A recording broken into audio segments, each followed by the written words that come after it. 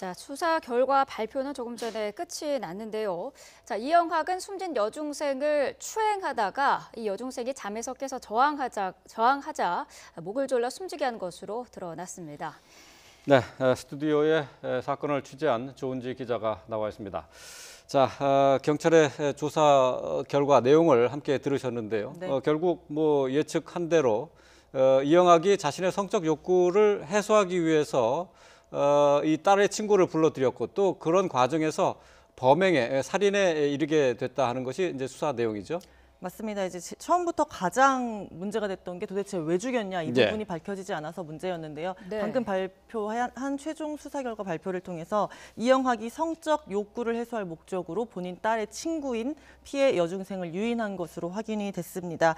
사실 이영학 사건은 초반에 살인 자체를 부인했거든요. 내가 시신을 유기한 것은 맞지만 살인한 적은 없다 이렇게 얘기를 했었는데 막판에는 또 동기를 밝히지 않아가지고 경찰이 애를 먹었습니다. 결국에 어제까지도 경찰은 검찰 송치를 앞두고 프로파일러까지 투입을 하면서 도대체 왜 죽였느냐 그 동기를 밝히는 데 집중을 했습니다.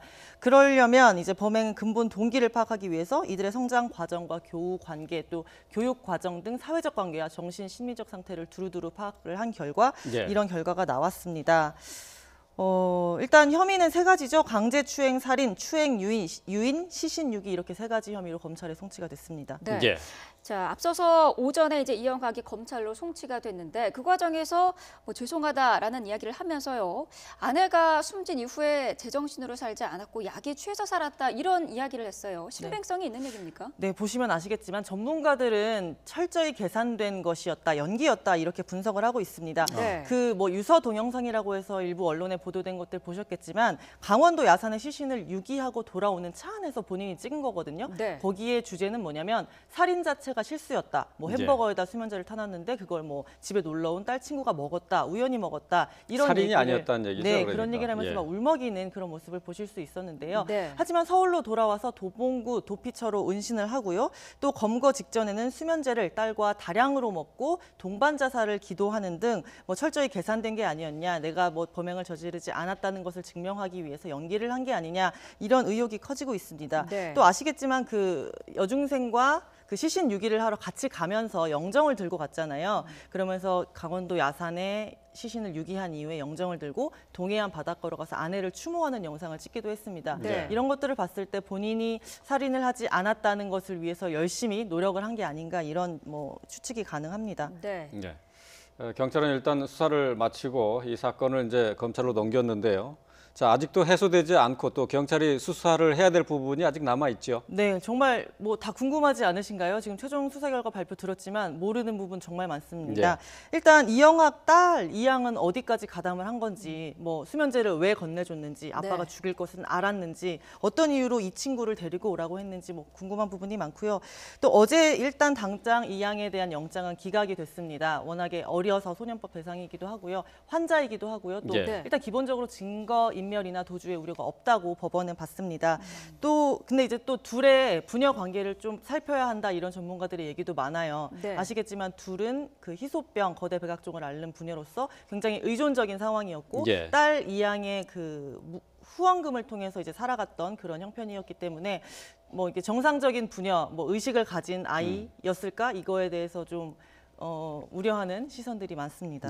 또 경찰은 발표를 하면서 지난달에 숨진 부인에 대한 그 변사 사건도 역시 그 수사를 하겠다 이렇게 밝혔어요. 네, 그 이영학 자체가 원래 내사주기였습니다. 왜냐하면 아내가 투신을 했는데 그 전에 그 강원도 영월경찰서에 아내 그 의붓 시아버지를 성폭행 혐의로 고소를 했잖아요. 그래서 게다가 또 머리에서는 그 폭행의 흔적이 발견되기도 해서 좀 이상하다라고 해서 중랑경찰서와 그쪽에서 내사를 하고 있었는데 결국에 이 부분도 지금 제대로 수사가 나온 게 하나도 없고 의혹은 점점 커지고 있잖아요. 게다가 영장이 3차례나 기각된 사실이 드러났습니다. 그 숨진 그 아내분이 최모 씨인데요. 최모 씨가 총기 위협 속에 성폭행 당했다 이렇게 경찰에 신고를 한 게 지난 1일입니다. 하지만 경찰이 그걸 듣고 압수수색을 해야겠다. 그 시아버지 집에 가봐야겠다라고 했지만 검찰에서는 춘천지검에서는 이를 기각했어요. 그래서 닷새 후에 다시 증거품을 들고 성폭행을 당했다라고 재차 접수를 했는데 이때 체포영장 역시 기각이 됐습니다. 네, 그리고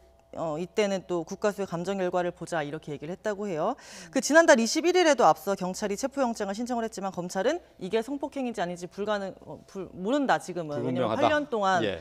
성폭행을 당해왔다는 게 말이나 되느냐, 왜 지금서야 했냐 이런 취지로 기각을 했다고 합니다. 결과적으로 네. 영장을 3번이나 검찰이 물리게 된 건데 결과적으로 이게 아내의 투신 자살로 이어졌고 네. 그 이후에는 또 피해 여중생의 살인까지 2명을 죽인 게 아닌가 이런 의혹들이 지금 점점 커지고 있는 거잖아요. 그러니까 검찰에서는 성폭행 의혹에 대해서 네. 일단 신빙성이 없다고 판단하고 있는 맞습니다. 거죠. 네. 예. 자, 이번 사건에서 또 왜 이 피해 여중생을 특정했는가 이 부분도 사실 여러 가지 수축이 나왔었는데 네. 이영학이 직접 이야기한 부분도 있습니까? 직접 이야기한 부분은 일단 없고요. 그 경찰이 지금 방금 보셨겠지만 피해 여중생을 특정해서 데려온 것은 맞습니다. 네. 걔를 데리고 와라라고 네. 아빠가 말을 했고 친구가 그 아이를 데리고 왔는데 일단 초등학교 때 뭐 여러 차례 집에 놀러 왔던 것으로 알려졌고요. 또 숨진 아내가 좋아했던 친구라고 합니다. 아. 하지만 또 일부 보도에 보면 아내를 닮아서 특히 그 친구를 데려왔다 이런 보도가 있는데 이 부분에 대해서는 아직 확인이 된 점은 없습니다. 네. 예. 자, 경찰의 그 늑장 대응과 부적절한 처신도 사실 지적을 계속 받아왔어요. 이 부분은 어떻게 봐야 됩니까? 네, 이제 일단 저희가 어제 YTN 취재 결과 밝혀진 게 있는데 9월 30일 날 처음 실종 신고가 됐거든요. 그 이후에 중랑경찰서장이 보고를 받은 게 나흘이 지난 4일 아침입니다. 네. 그러니까 나흘 동안 아무것도 안 했다는 얘기인데 그 경찰 내부의 규칙, 예규를 보면 실종 신고가 접수된 즉시 관할 경찰서장에게 보고를 하게 되어 있습니다. 네. 뭐 이때가 추석 연휴 기간이어서 좀 뭐 그랬을까? 그럼 다른 사람이 들었을까? 전혀 없었습니다. 상황실장이나 윗선 그 어느 누구도 이 실종 신고에 대한 보고를 받지 못했는데 그 경찰들의 말은 그때까지는 이게 단순한 가출인 줄 알았다. 이렇게 심각한 사건인지 몰랐다라고 얘기를 하는데 네. 이 부분에 대한 해명도 좀 필요할 것 같고요. 초동 조치가 좀 부족했지 않았나 이런 비판에서 자유로울 수 없을 것 같습니다.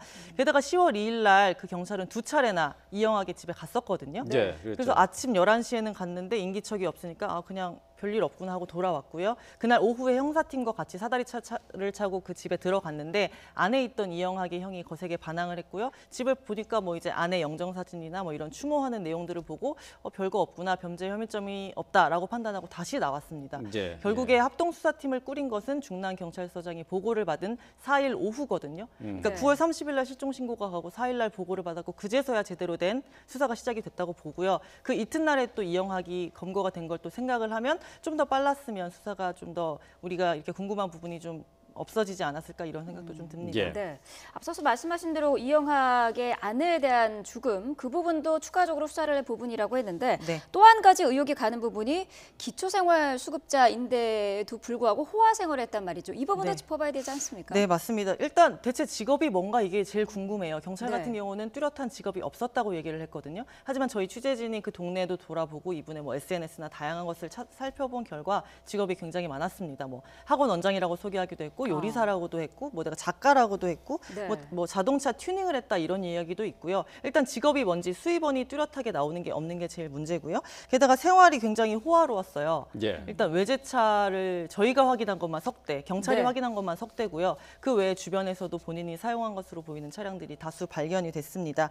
그러니까 이거를 후원금 가지고 본인이 호화 생활을 했냐, 이중 생활을 했냐 이런 의혹이 커질 수밖에 없는데요. 네. 이분은 또 직접장애 2급입니다. 장애인인데다가 직접장애 2급까지 중복으로 받은 데다가 기초생활수급자라서 매달 3인 가족 기준으로 160만 원 넘게 돈을 받아왔거든요. 네. 예. 그러니까 이게 어떻게 된 일인지 이 부분에 대해서도 범죄와는 별개로 또 추가 수사나 조치가 필요할 거라고 생각합니다. 예. 네. 끝으로 뭐 시청자 여러분께서 좀 궁금하고 저도 뭐 궁금한 부분이기도 네. 한데요. 이 피해자가 수면제가 든 음료수를 건네 받아서 마시고 잠에 들었잖아요. 네. 거의 뭐 20시간 이상 깨어나지 못했었던 네. 것으로 이렇게 나타난 거죠. 그래서 저희도 그 부분이 제일 궁금합니다. 도대체 수면제에 얼마나 많은 양을 탔길래 그 아이가 그렇게 오랫동안 잠들어 있을 수 있느냐. 왜냐하면 9월 30일 낮에 들어간 이튿날 죽은 것으로 드러났잖아요. 그래서 전문의한테 물어본 결과 수면제, 드링크병에 든 수면제를 먹었을 때 20시간 이상 자는 것은 충분히 가능하다라는 얘기를 들었고요. 뭐 이영학의 말대로 이제 경찰 같은 경우는 제일 처음에는 30일 날 죽었냐, 이튿날 죽었냐에 대해서 혼선이 있었는데 결과적으로 발표한 대로 수면제를 먹고 잠들어 있다가 저항해서 이튿날 살해한 것이 맞는 것으로 지금까지는 보입니다. 예, 네. 알겠습니다. 자, 경찰의 수사 결과 발표 내용 함께 들으셨고요. 사회부의 조은지 기자와 함께 발표 내용도 함께 짚어봤습니다. 말씀 잘 들었습니다. 감사합니다.